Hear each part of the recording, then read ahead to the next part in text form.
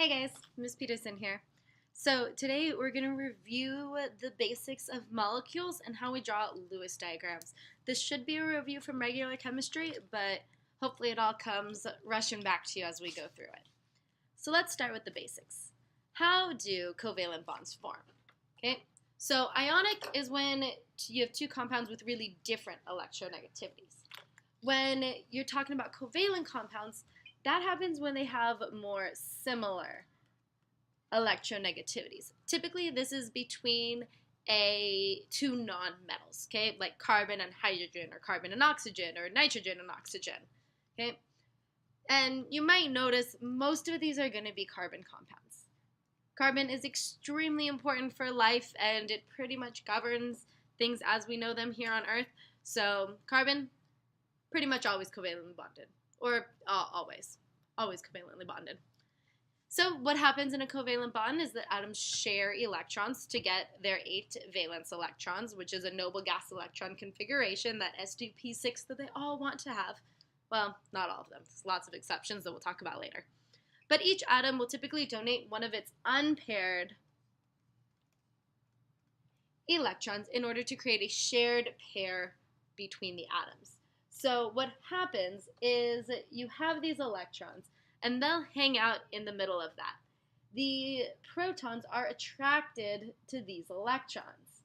They repel each other, but they attract that electrons, and it's that balance of being attracted to the electrons but repelled from each other that creates the bond. Okay, and you can see down here there's a little density cloud that kind of shows you how it works, okay? Electrons, they'll hang out here, but they're going to have a more density between the two nuclei, and that's the covalent bond.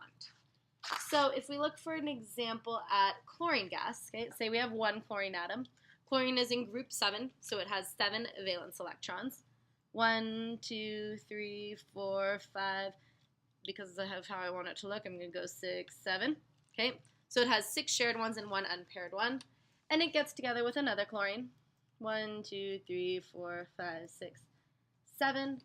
And these 2 electrons are going to create the bond. So Cl2, the Lewis structure for it, would be chlorine, single bonded to chlorine. Again, that line is just that shared pair of electrons.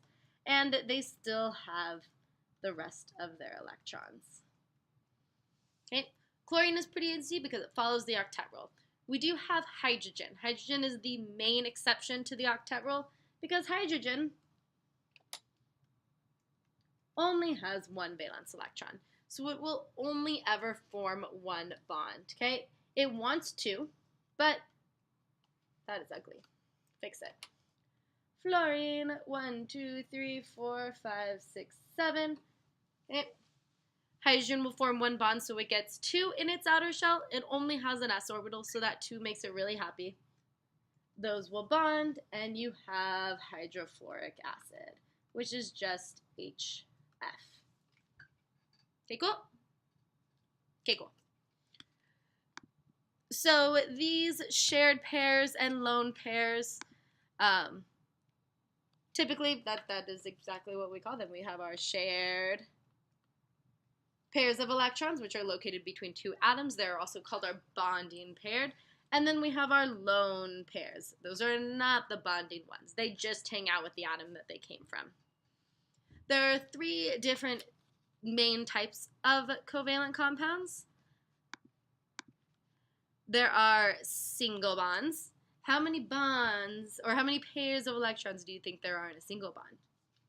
1. You are so smart. 1 shared pair. Okay, and whenever there's only 1 shared pair, that's called a sigma bond. Sigma single. Where when you get up to 2 shared pairs, aka a double bond, that's when you have a sigma or single bond and then a pi bond. Pi is formed from the overlap of p orbitals, and we'll get into all of that, but know that it's called a pi bond. Triple obviously has 3 shared pairs, and that has a sigma bond and 2 pi bonds.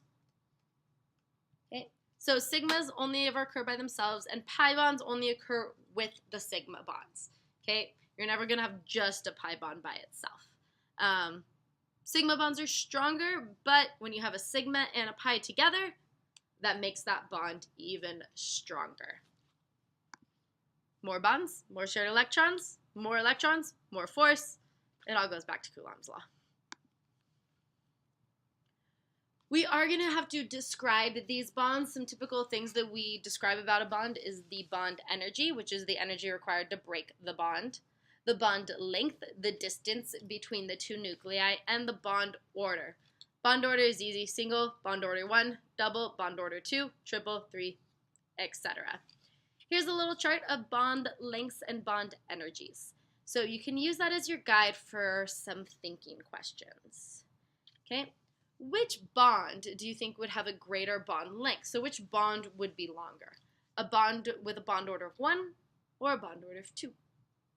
Why? Well, if you think about it, let's just look at a bond like the nitrogen ones, for instance, because they're right here. Nitrogen versus nitrogen. That double bond is going to be stronger, so it's going to pull them closer together. The bond order 1, the single bond, is going to be a somewhat weaker bond. So it's going to be a little bit longer. And you can see that in the bond lengths there. Okay?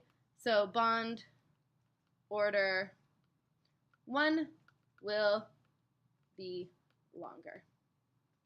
Okay? Would single or multiple bonds have more bond energy? Well, if you have more bonds, it's going to be harder to break. So multiple bonds.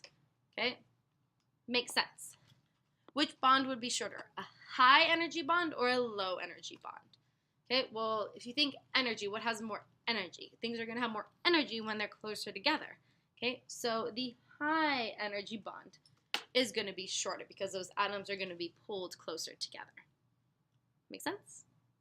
Okay. There's one other type of covalent compound. It's not too important yet, but it will become important when we get to Lewis acids and bases. It's called a coordinate covalent bond.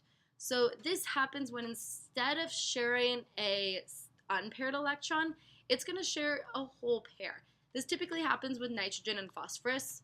So like here is ammonia, it's NH3 and it has that lone pair. But then if there's a hydrogen ion nearby, nitrogen will be like, fine, I'll share both of these electrons with you, and it will share both of those electrons. We do note that with an arrow just to kind of designate it like, hey, nitrogen is giving up anything here. Something to note, though, is that even though here both the hydrogen and the nitrogen donated an electron to the bond, and here nitrogen donated both of them, all of these bonds are going to be equal strength, equal length. You're not going to really be able to tell the difference once the bond is formed. Okay? So yeah, all the bonds, sorry, this got cut off on the next page, but all the bonds are going to be of equal length and strength. You won't really be able to tell the difference. Okay, now let's review